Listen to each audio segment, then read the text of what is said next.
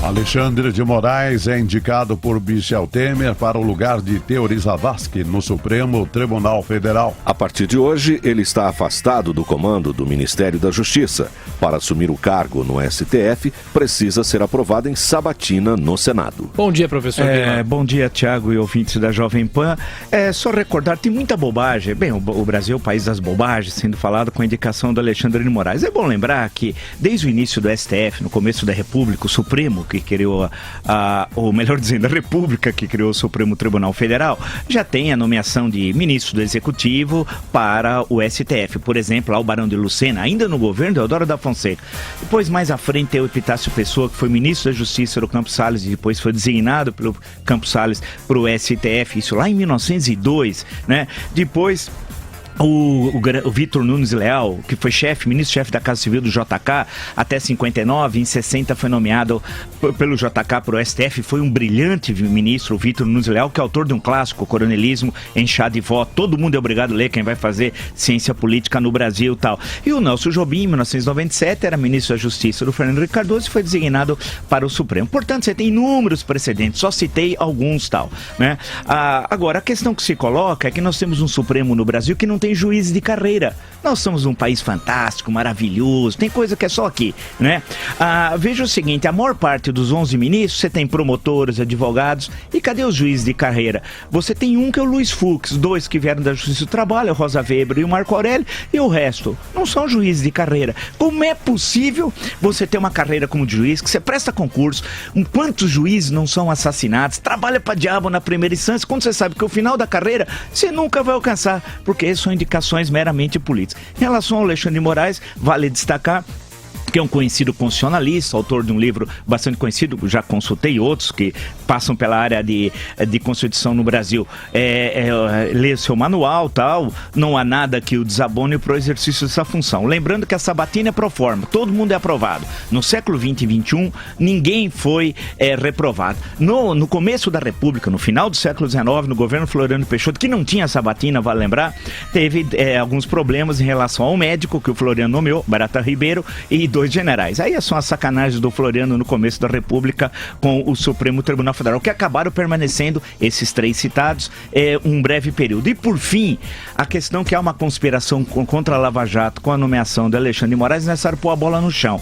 Ele vai ser revisor. E por que vai ser revisor da Lava Jato? Aí precisa ler o regimento. O regimento é claro.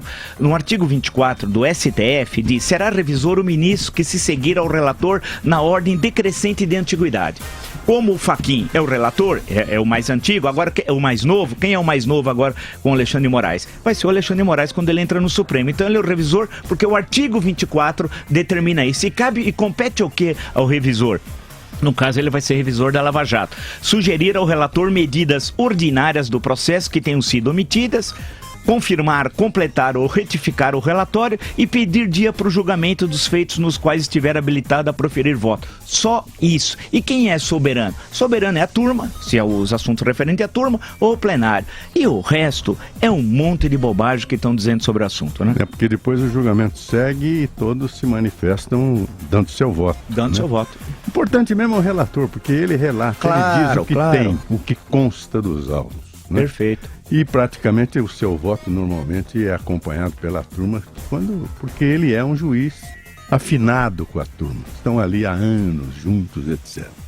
Mas todos votam. Todos votam. E lembrar só que, por último, que a população brasileira nem sabia de relator e revisor, foram apresentados na ação penal 470 no processo do mensalão, que muitos foram apresentados ao Supremo Tribunal Federal, aos ministros, que passaram a fazer parte até do cotidiano, da conversa das pessoas tal. E no caso da ação penal 470 do processo do mensalão, o relator era o Joaquim Barbosa e o revisor Ricardo Lewandowski, que não revisou uma vírgula, por sinal. Uma vírgula. Ficou 6 meses enrolando. E só começou o julgamento porque o Aires Brito deu um tapa na mesa e marcou um cronograma para começar o julgamento. E uma última observação, que é o seguinte: a política paulista. O que vai acontecer? Essa é uma questão fundamental. Alexandre de Moraes era o candidato preferencial do Geraldo Alckmin à sua sucessão. Nenhum dos secretários do Alckmin se destacaram até o momento em termos políticos. Nenhum, zero.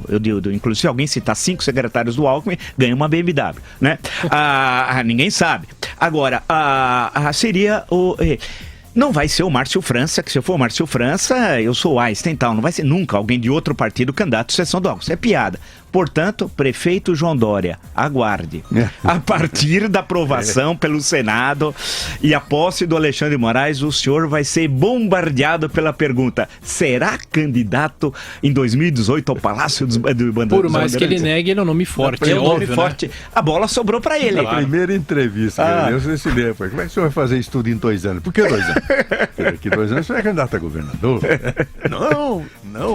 Que não. E agora é inevitável, porque não há outro nome, o PSDB, a não ser que saia aquela briga normal do partido, que eles mais brigam entre eles do que contra os adversários, né? O candidato natural vai ser o João Dória. Agora, ele está sendo muito criticado, e ontem até fiz comentário, não crítica, realcei o fato de que ele escreveu que um ministro em exercício não deveria aceitar, ou não deveria ser indicado para a Corte Suprema, porque ele está afinado com o presidente da República, que é de outro poder, etc. Para que não haja subserviência de um juiz na corte, né? E ele aceitou.